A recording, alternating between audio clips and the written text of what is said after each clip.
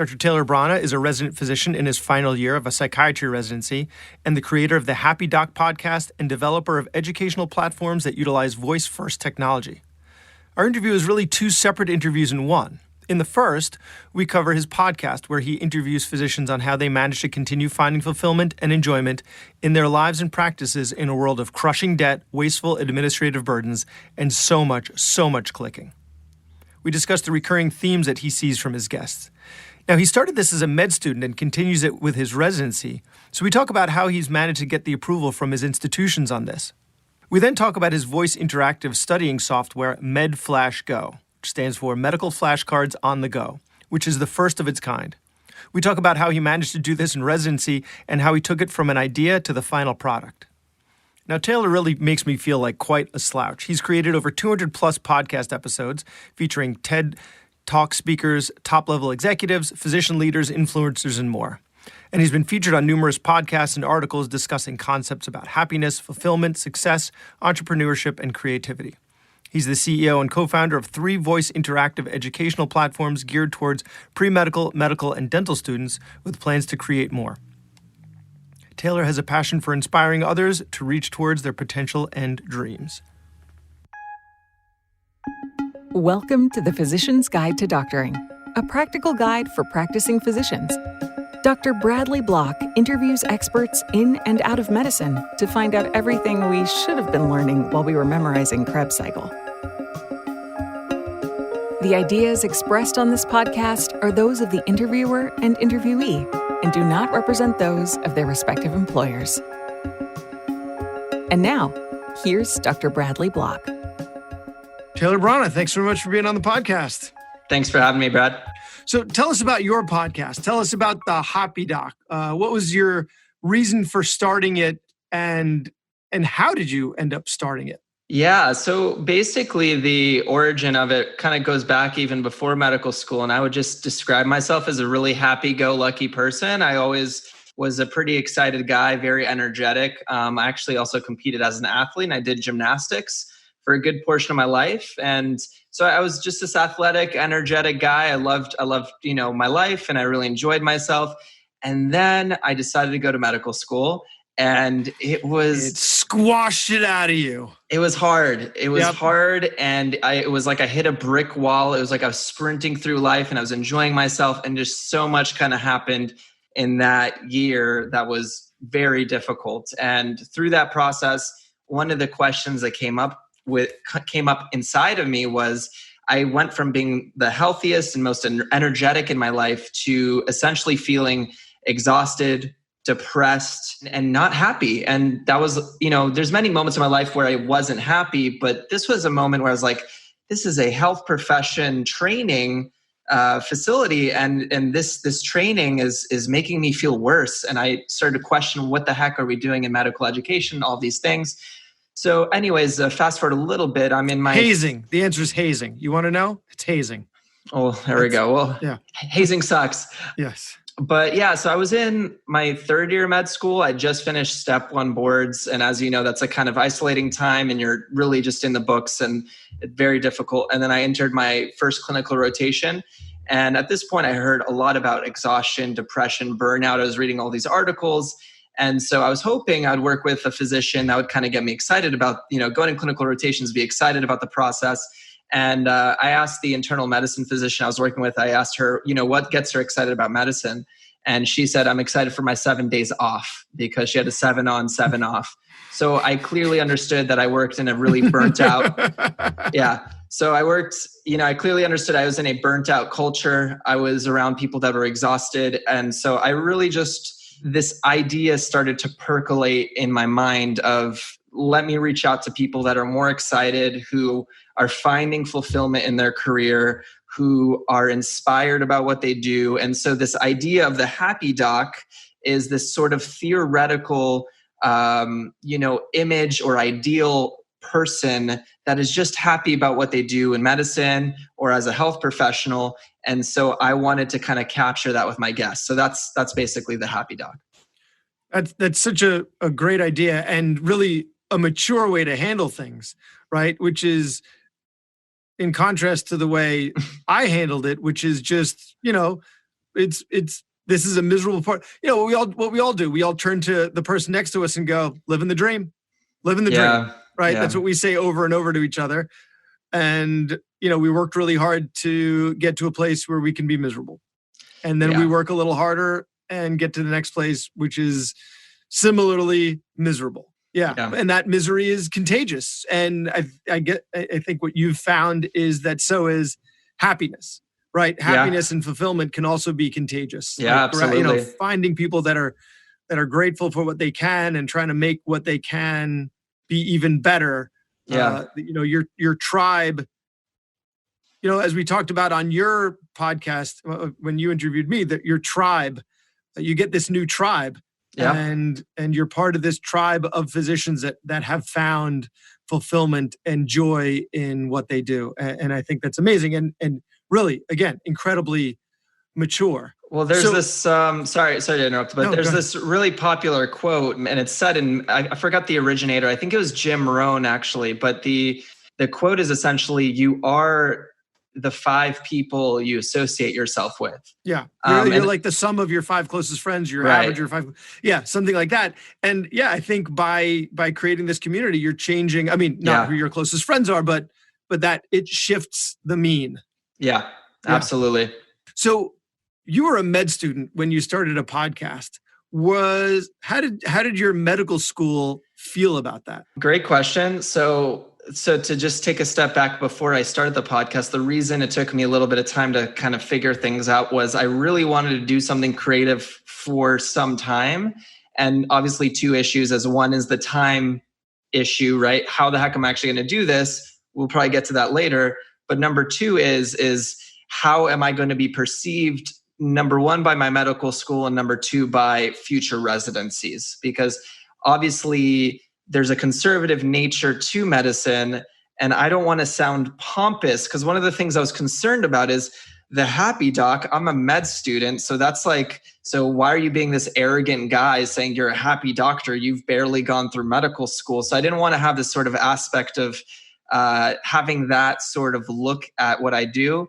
But I'll be honest, I actually kept it very quiet. I didn't really tell people. I sort of did it and secretly sent emails to specific people, and I kept it pretty nice and tight. So to be honest, because of that fear aspect, I didn't talk about it. I didn't let my medical school know. I didn't really blast it intensely. In hindsight, I think it was a good approach. And even then, people who ended up finding out about it actually looked at it as a really creative and cool endeavor. And so ultimately it was positively received overall. But I think just me taking that conservative approach, I think it was the right thing to do. And that's basically what I did. So were you like those finance bloggers who start off being anonymous, like Passive Income MD and the White Coat Investor, that like gave themselves these names so that they could do it anonymously? Were you anonymous? No, so I wasn't anonymous. I just when I put it out to the world, so to speak, as you know, like even if you put something out, you still have to engage with people. You still have to really, you have to play on, you have to do things on social media. You have to put things out in the email. You have to promote it. So how could you, if you're not going to, that's the only place that I promote it right now is on social media to my friends and colleagues, many of whom have unfriended me because they're tired of seeing the post. Yeah. So I just basically, and I kept my friends on Facebook also pretty tight. So it was only people within kind of my circle that could see those posts. I didn't make it public or anything like that. Wow. So, and even then it actually, because this was now 3.5 years ago, maybe a little bit more. Even then when I did it, it still got some traction because at that time, there weren't as many podcasts out there that were talking about the aspects that I do. So it actually did still actually pick up fairly decently. Yeah, that's great. That's great. You're making me regret even more not having started a podcast sooner. So what about your current institution? They're aware of it. They're okay with it. Yeah. Well, the big thing I always talk about when it comes to podcasting is, for me, I'm not talking about like some fringe aspect of life that is controversial and uncomfortable. Happiness, fulfillment, good stories. It's who's gonna hate that, right? There's no one. So anytime I talk about it, I've talked talked to my, director of my residency. I've talked to different individuals. They're like, oh, that sounds great. That sounds like a great idea. So it's hard when you're talking about positive content, right? I'm not talking about anything that's uncomfortable. And so just, it's been taken very well. Yeah. You would think something like that wouldn't be controversial. No. Like wearing a mask to protect your fellow human being from illness, like something like that. That's you wouldn't think it would be controversial. My gosh. But you never can tell. Never can tell. So I can tell why at the beginning you were skating around the idea and trying not to minimize blasting. Surgeons just have superhuman lungs. The carbon dioxide that they breathe, it filters through my eyeballs, actually. So because I've done it for so many years now, that's what ends up happening. Yeah, you have no metabolic system that protects you. It's just your eyeballs. So your podcast is about happiness, is about finding fulfillment and happiness in medicine. And so you've had all these physicians that you talk to about where they find happiness, where they find fulfillment. What are the themes that you've seen? Because I would imagine it becomes, and I want to talk about two sides of that coin. One is what are your major takeaways? What are the themes that seem to keep popping up over and over? And then the other side of that coin is, I would imagine the same themes keep popping up over and over after you've got, I think, 254 episodes as of this recording? Yeah, it's in the mid 200s. So how does it not become, after hearing these same tropes over and over, how does it not become mundane? So let's start with the positive aspect. Yeah. What are the secrets to happiness that seem to keep coming up over and over? Yeah. So one of the great quotes, and again, there's just so many great quotes when you interview lots of people, but one of the great quotes I heard from one of my guests was, you don't want to go to the grave with your music still inside of you. And I just love that quote because every human being has music inside of them. There's a creative aspect. There's a dream. There is the mountain that we want to climb. There's something we want to chase. There's an endeavor that we might want to do. And unfortunately, in medicine specifically, as you know, it's very tight. You lose your autonomy. You lose your sense of being able to express yourself. And just like in my personal story, I was this happy-go-lucky kid. I was an athlete. I went through this whole process. And then I hit this brick wall and I lose my soul. And then I just really do believe with all my guests, we're all reclaiming that soul, reclaiming that personal human being that you are. So whatever that creativity, I talked about you with this with podcasting, but we all have that logical side of our minds, which we practice intensely with medicine, but we have to reclaim the emotional side, the creative side, the side that gets to explore, the side that has a journey. And that is one of the main themes. So everyone has the music inside of them. What the music is for them is unique. And that is what I personally get excited about with the recording. And this kind of answers the other question, but we'll probably go into a little bit more, which is everyone is an absolutely unique individual and how their journey operates, how they express the journey of their music and their creativity.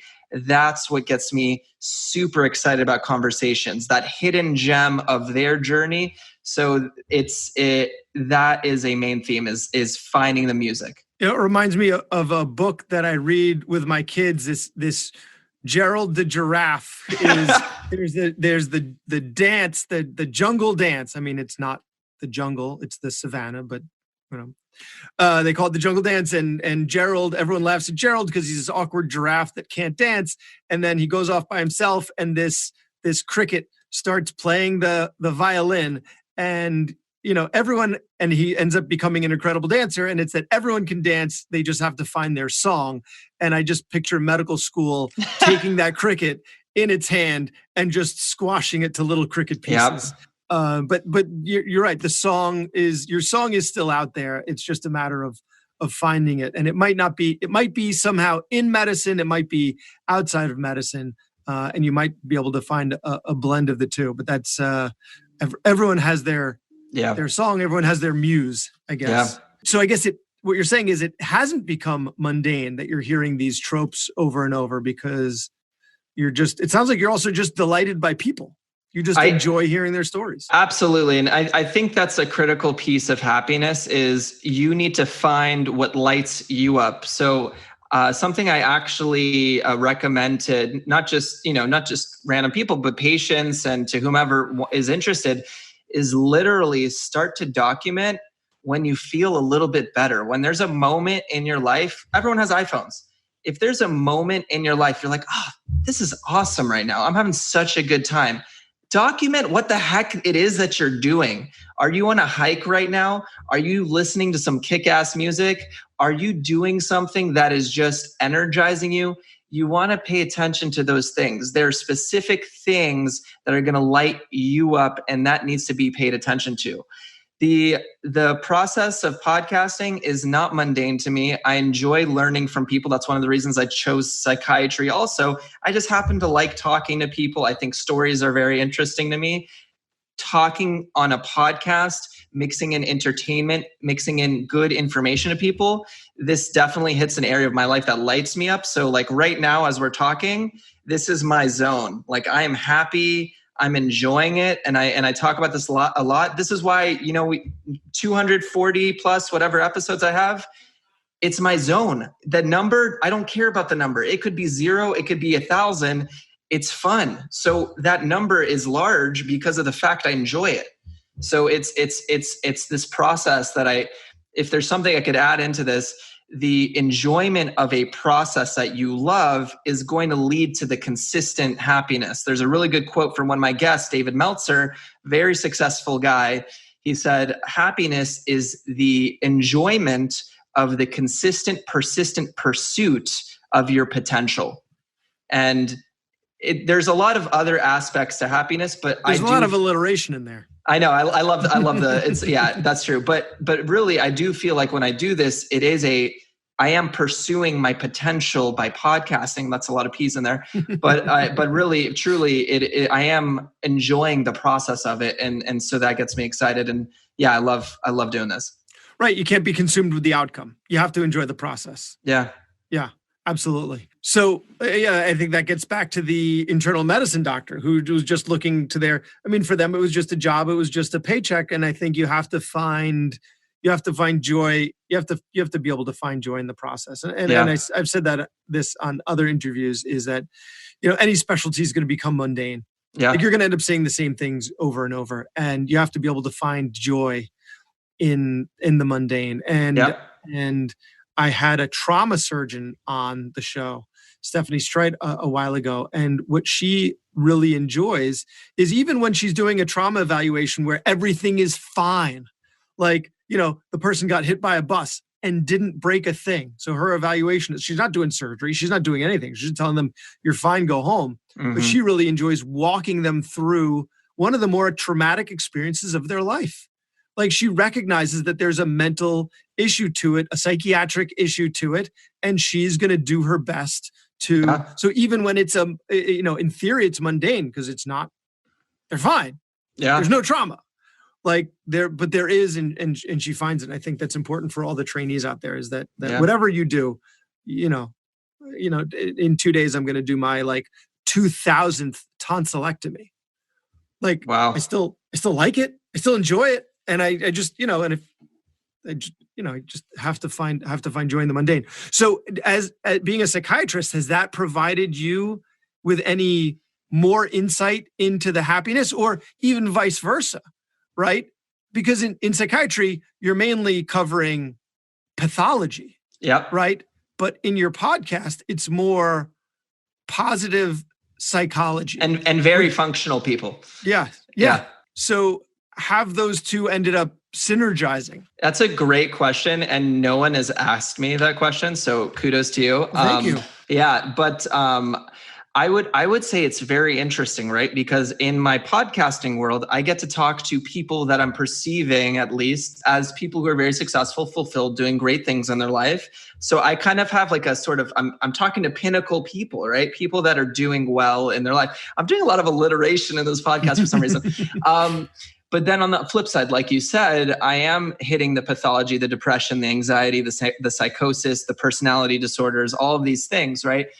So it's what I think is helpful for me as a psychiatrist in the process of this is I really get to see dysfunctional thinking, dysfunctional mindset, dysfunctional logic, dysfunctional ways of operating. And it is, there's two ways to learn, right? You can look up to people that are successful in doing things right, or you can do the opposite of the things that people are doing that are wrong. And so I think I get a really strong basis of, and this is why I love story and I love to listen to people's stories and their journeys. I can listen to mindset. I can listen to the word choice they're using. I can listen to the process of how they're operating. I can see where that takes people. Where did that take you when you had this mindset? Where did that take you when you were communicating this way to certain people? Where did that take your journey? And I can actually respect and see how this individual's life and their journey has now taken them to a path that is just not useful. And so I can take that story and selfishly, I can apply the opposite or a more functional possibility to my life. So in a weird way, when I'm therapizing or when I'm speaking to patients, I'm also sort of changing my operating system to think of ways to be more functional for myself. And that's actually obviously one of the benefits that we get in podcasting is we're, in a weird way, like we talked about earlier, we're sort of reaching out to ideal people and mentors because we're trying to sort of, in a weird way, trick ourselves to be a better human, to be a more effective Oh no, we're individual. not tricking ourselves. It's free coaching. This is free coaching. Like we're reaching out to people who, some of whom are professional coaches, some of whom could be professional coaches. And we're asking them for advice. So I see it as, it's not, I don't think we're tricking ourselves. I think we're just strategic about how we're using our time and our platforms, and we're getting free coaching from other experts. Yeah. And just being and you know this from your field as well, I think that the beauty of medicine as a whole is we get to be the observers of the human condition. And we get to watch what happens to sick people. And we get to watch what happens when people are actually following up on what they're supposed to be doing. And again, we get to watch the aftermath of that. And the general population, unfortunately, and this is what I love about medicine, something I don't think we always realize, is we get such a beautiful glimpse at the window of people's lives. And that is just, even if I didn't go into even if I stop right now, that experience in and of itself and respecting that experience is so invaluable. My life will be changed forever. And so it really is an absolute honor. And I'm grateful for what that's done for my life. Yeah, I think we sometimes lose sight as physicians because we're so put upon by so many of our obligations. Like my wife's like, "Oh, what are you doing right now?" I'm doing more continuing medical education. Yeah. I'm doing another course on, for the 3 hospitals I have privileges at. I'm doing another fire safety course. It's for hospital number 2 now. All this stuff that we have to do, we sometimes lose sight of the fact that people trust us with their lives, and it is a privilege. Yeah. But again, it is not without reason that we do lose sight of that sometimes. Yeah. Well, I mean, look at the opposite. And again, I work with very dysfunctional people. There's people that couldn't imagine a world where they could give at our level. Yeah. And we really do, like, if you think about people in other professions, there's a lot of people out there very successful, make a lot of money, but they do something that's not giving. Yeah. They're doing something that's doesn't have meaning in the world. And every day we come in and we do positively, hopefully, not all the time, but hopefully we positively can impact individuals. And so in a way, even without the money and all that stuff, we're doing something again that just elevates people's lives. That is, it's a great experience. And it's also a very clear path, right? Yes. That we do to elevating. I mean, there are plenty of other professions that make people's, like the custodian at my kid's school, right? That cleans the place. They're making it safer. They're making it more pleasant, but they might not make that connection because they're a little divorced from what would happen if they weren't there. Whereas we get this direct and immediate impact of benefiting people. Yeah. So have you had to call, and I have to use this word because my podcast is, I try to be able to hit the clean button on the podcast host. Okay. Call baloney on any of your guests for just being full of it? Or do you think everyone's really on the up and up about what they're discussing? Yeah, that's a good question. I haven't really thought about that. There's some times where I have guests and I'm not to poo-poo anyone or put anyone down, but there are some times when I have guests and they're talking about a topic and I can tell I know more about the topic than they do. And that's come up a couple of times where I'm like, just based because, I do psychiatry and I do behavioral work and I do therapy. And sometimes people are This is your specialty. And there might be like an intensivist where they can titrate their, medications and we wouldn't be able to do that. But this is your field. This is your expertise. Yeah, exactly. I haven't necessarily had a situation where I'm like, oh, this is BS. But I would say that there's times when someone talks where I would challenge the thinking around something. But to be honest, I'm a pretty light guy. I don't like to. I'm not necessarily as aggressive with that stuff, but you're not going to invite someone on your show and then call them out. Yeah. But look, if someone did say something that I thought was inappropriate or not effective, I would say like, I don't know if I'm with you on that, but maybe let's move on to the next part. Just redirect. Okay. So before we move on, because I want to talk about MedFlashGo. Yeah. Right. Which is another incredible accomplishment.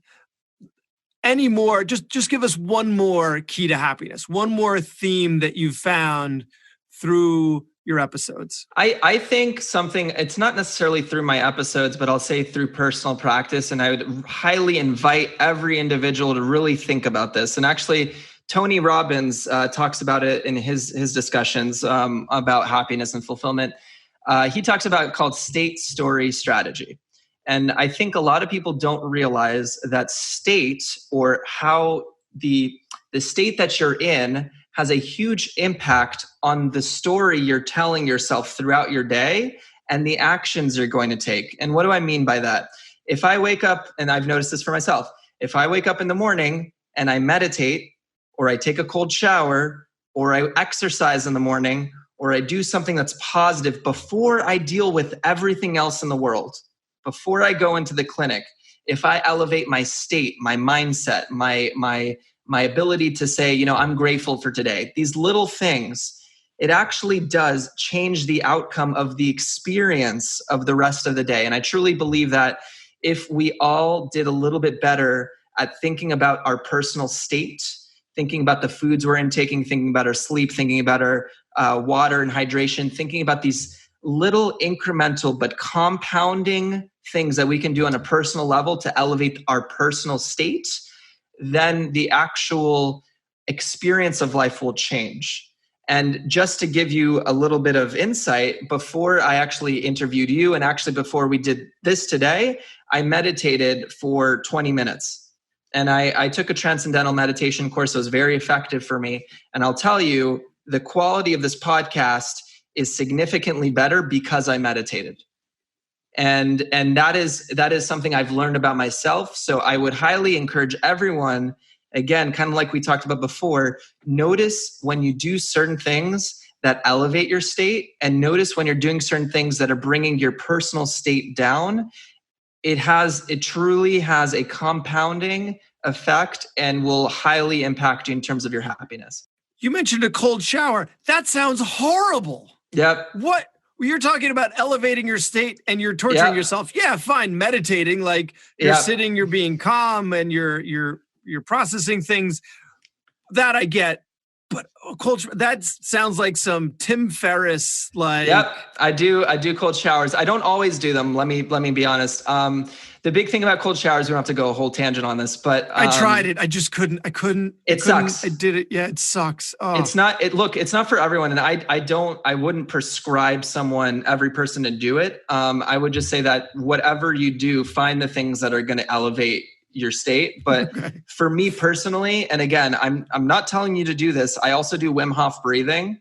And you can look that up if you haven't seen that before. No, I know who the Iceman is. I did a polar plunge, and we were out there yelling "breathe" to each other. Yep. Yeah. So, but one thing I will say about cold showers, which I think is an interesting insight for me personally, is if you do something like a cold shower that sucks for a minute and it's actually cold and you tough it out afterwards, the rest of the day, I'm like, everything is easy.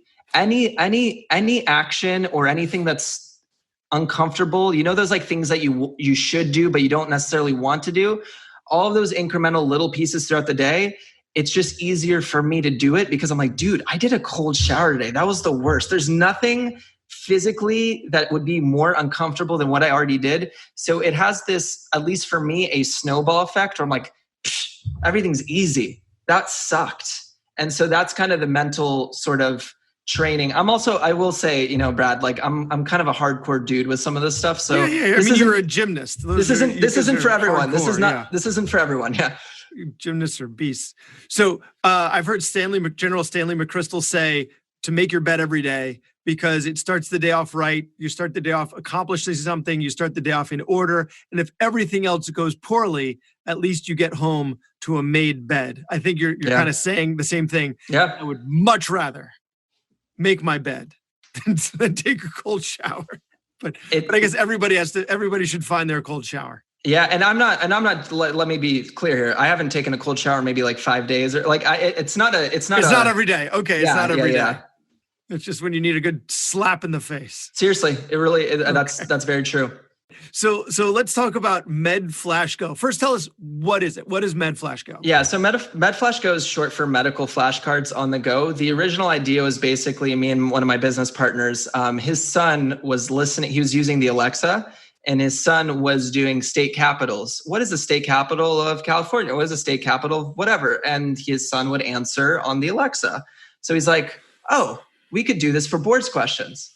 So that was literally the idea. Board sucks. We know that medical school is very hard. And so our goal was, let's create a resource that makes that part of medical school, which is arguably one of the harder parts of it, let's make it easier and make it something fun and make it something that's mobile. So the idea really was, let's make an Alexa skill. Let's do short association-based questions. Alexa is going to ask you a question and you're going to have to come up with the answer, either a free response or a quick multiple choice. And the nice thing about Alexa is not only can you use it on the little Alexa device, but once you download the thing, you can use it on your phone. I've been using MedFlashGo with students, like while we're hanging out and there's not much to do in the clinic, and we just pop up some verbal questions. The thing is it's so intuitive. People don't realize it's a brand new product that's never been done. So it's so intuitive. People are starting to do questions. They don't even ask about it because oh, this is so obvious. And that's what's really cool about it. We were literally the first to make verbal based questions. Now, what we found, just to talk about a little further, is people with Alexa, the general population is not there yet in terms of the product side of things. I think people are still getting comfortable with using Alexa. Yeah. So we've actually transitioned the skill itself and the database we created. Now we have the MedFlashGo podcast, which are basically the questions that we created. And then we're doing short episodes where we teach the concept around it.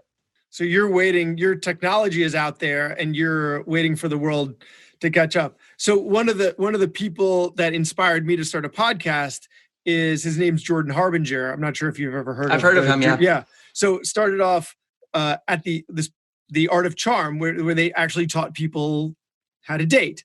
And he kind of grew beyond it eventually, where he now tries to teach people how to be better human beings through his guests. But he was one of the first podcasters. He's been podcasting, I think, for 11 years now, before it was even on phones, when it was just on your desktop. So, and he's got 45 million downloads. Yeah, he has a huge audience. Astronomical. And one of the reasons, aside from just being very skilled at what he is and having an amazing network, is because he was one of the first. Yep. So you guys being the first, I'm sure, is going to be a huge advantage. And eventually the population is going to catch up. And when they do, you're already there and established. And it's such an incredible idea. And I think one of the things that people don't realize about, like, for example, Alexa is a really interesting technology and voice technology. I think in general, as a tip for everyone, is people should look into these sort of fringe technologies like virtual reality, augmented reality, voice. This is where technology is heading. And so one of the things to think about, just like podcasts, no one really podcasted before, but if you were just a little bit ahead of the game, you had, like right now, I have specific knowledge that I can't really necessarily explain to you right now because of the active participation in the technology. And going through the process, that once the technology gets to a place where it's more accessible, I'm essentially a thought leader in the area because so few people are actually doing this thing. And specifically in the physician space, very few people are doing it. So if you're willing to try out that next level of tech or next level of concept or whatever's out there, you become like TikTok. Like if you were ahead on TikTok, for example, now TikTok's ubiquitous, but if you were ahead as a physician on TikTok, you would blow up early because there were so few people doing it. So I think it's important to consider, like what you're saying, being the first on something. But there's also the risk that you might spend a bunch of time and then it blows up and, True. But I doubt what you have, like with Alexa, that I could totally see something like TikTok being a flash in the pan. But I think what you have in Alexa, well, it's sort of like picking stocks, right? You don't want to invest all your time, but if you invest some of your time, yeah, exactly. So tell me about the process, like the nuts and bolts of building this and getting it onto Alexa. So help us, like if someone else has an idea that they want to put onto Alexa somehow and have it be interactive like your program. Yeah. Where do they start? So basically, as with all ideas, you want to be able to first, like we were talking about earlier, scratch your own itch or provide something that's going to legitimately be useful. The one thing to think about with Alexa is it doesn't have to be the robotic voice. It can be this human voice that we're doing right now. Another great idea that I'll just throw out there is imagine podcasting that's interactive. You literally could have an interactive podcast like what we're doing. And then let's say I'm magically throwing in a product idea. And so the podcast could pause for a second and actually have you link over to that product as opposed to continuing on with the podcast, right? So there's a lot of things you can do on Alexa, and basically anything that you could imagine in the experience of voice, you might be able to do. So if you're trying to come up with an idea through voice that you think would work in the vocal sphere, you might want to start to explore it, right? Obviously, you want to do your research to see if someone else has done it. And if they've done it, you want to make sure that whatever your idea is either A, better, or B, a different spin on it. Ideally speaking, because it's still early, you can probably do something that hasn't been done before. I would argue that if they've done it and they're successful at it, it makes it more likely that you can also be successful. I've heard that argument before. That like if you're first to the space, there's a risk that you're gonna it's gonna be a space that never develops. That the idea might not bear fruit. But if someone else has already done it, like someone made a car, and you know what? Turns out people do want to burn fossil fuels to get faster from place to place. So you know what? We can build a similar car, and you're right, it has to be different. It can't be the same. It can't be just a crappier, more expensive car. But I think the fact that someone else has been successful in that space proves that there can be success in that space. What I like to do in that, and when it comes to business ideas and like something like Alexa, is if you see an idea that's working really well, apply it to a knowledge base that you have, right? So if a question of the day skill, which there's a question of the day skill and it's doing phenomenal, if there's a trivia skill like that, apply it to ENT, apply it to pediatrics, apply it to headaches, apply it to whatever you do. And so you have a clear path that does work, but it's within your niche. Stamp. Yeah. So that's where I would highly recommend, especially with medical specialties, to look into it. Number two, or I don't even know what number I'm on at this point, but I would say the next step is you want to start lean, because the big thing is I don't think we should assume, especially with a product like this, you're just going to make money. There are things like in-skill purchasing and that type of stuff, but it does cost money to upkeep a skill and to have a company process and create it for you if that's the route you want to go. If you know how to program, you could do it. But again, as physicians, time is money. You probably could better spend your time doing, just working with patients and then outsourcing. Yeah. What I would say with that aspect is make it as lean as possible. When I went ahead and went for MedFlashGo, I literally called about 12 companies. And we were actually going to start with a company that was going to charge a lot higher. I'll just throw out the numbers. We had a company that we were considering. It was going to be $5,000 to make the skill, maybe even a little bit more. And they were going to charge us like $500 to like $800 of upkeep per month. So it got pretty pricey to do this skill. But after making a lot of phone calls, happened to get in touch with a company where the guy that I talked to literally grew up in the city I grew up in. We had like a 30-minute conversation about San Mateo, where I lived in California. And then we talked about business, which those are my favorite conversations, where you just talk to someone and you connect first, and then you get to talk to, and we actually had a great conversation, ended up working out because they were still trying to build their business out and they wanted more clients. So we found a very reasonable price, and it was affordable for all of us. The other thing I would highly recommend in the process, don't do it alone. Get a couple of co-founders. Split the cost. The excitement is going to be fun to develop a project with your friends. And like for MedFlashGo, we're splitting it 3 ways. It's me and 2 other co-founders. We're splitting it 3 ways. The cost is a lot less, and we all legitimately are excited. So it's fun to do. It's not at a cost that's hurting me every month. So we're not really making money on this thing, but it's a cool project. And maybe it's not going to work out, but we get to build it together. We were the first to get in there, and it's fun. So I think if you go in with a couple of co-founders, it makes the experience lighter. It's not as heavy. It doesn't feel like a heavy bet, and you can do something creative and put it out there to the world. I will say all of this with the caveat is, if you're going to do this, I still, based on the market and what I'm seeing, we are very early on people adopting it and adapting it and using it in their everyday life. As technology gets a little bit more evolved and developed, I honestly believe that as we move ahead in the future, voice is going to be something that's going to be ubiquitous. You're going to be able to enter your house. You're going to be using your voice in a way that's very intuitive, in a more seamless way. And I do think that we should be thinking about how we can be a part of that sort of atmospheric or environmental technology. Well, and it wouldn't surprise me if COVID made this all a bit faster, especially with what you're doing, right? Yep. Like kids learning at home, kids learning remotely. Like if there's interactive software, like what you're describing, it's going to be much more engaging to kids than sitting there. And then also their parents can keep better tabs on whether they're doing it, because they'll hear in the background, what's the capital of Kentucky, as opposed to, thinking that they're on their iPad when really they're just like playing games. Well, and the other benefit too, which you bring up, is audio verbal memory. And using a different system of memorizing and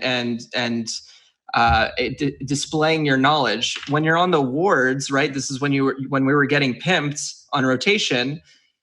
That required a different sort of reaction speed and recall that you didn't see in the books, right? And that's one of the benefits I think of MedFlashGo, or a skill or some technology like this.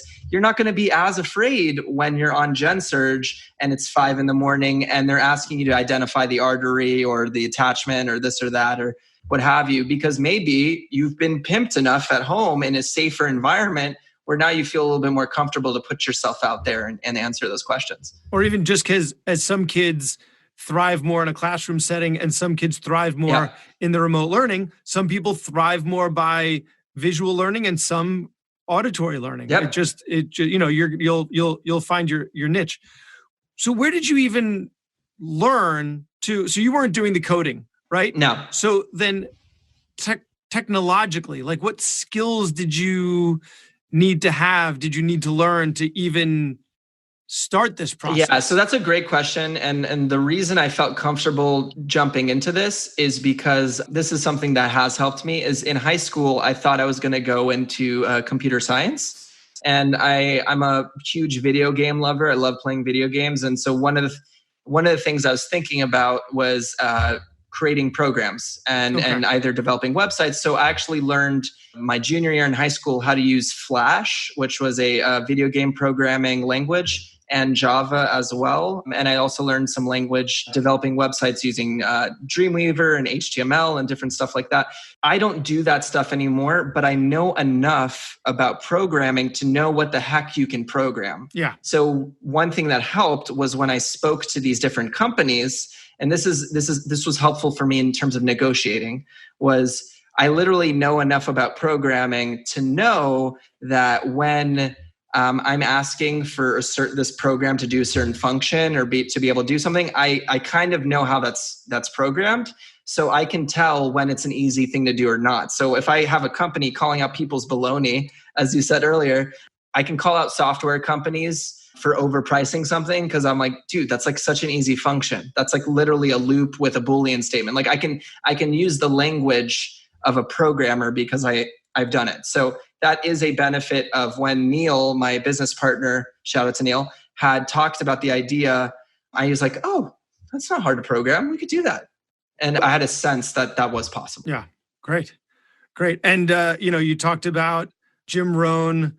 You're the average of the 5 people that are closest to you. Yeah. You're a 4th-year resident and you have a successful podcast, a company. Fine. I mean, it might not have made you much money lately, but still, these are incredible accomplishments. And clearly you are elevating the 5 people that are closest to you. You are moving the needle further to the right. And it's really impressive. It's really impressive. Thank you. I appreciate that. And so where can people find you? Where can people find the Happy Doc? Where can people find MedFlashGo? Aside from asking Alexa, download MedFlash. I don't even know if that's a thing. Can you so I'm actually going to throw in a few other things I'm creating too. But please plug away.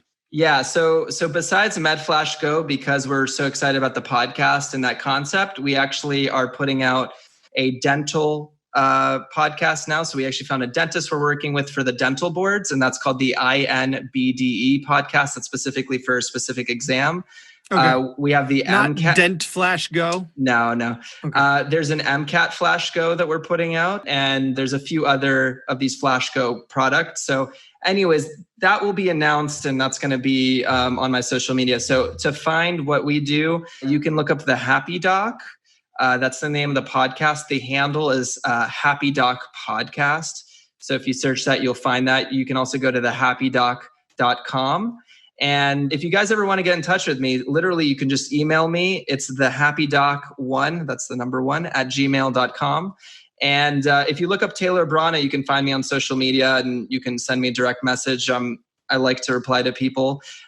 There's so many things that, I'm up to, and I'm really trying to, one of my goals. There's more? Well, basically what we talked about, but it's developing. But what I would like to say to everyone is basically that one of the messages I'd like to say from my end of things is what you can do in life is there's so much that you can do that it really is in some ways limitless with the right creativity and the right mindset. So I want to encourage everyone, just as I'm doing right now, that there are methods and ways to reach for some dreams in your life, and don't be discouraged.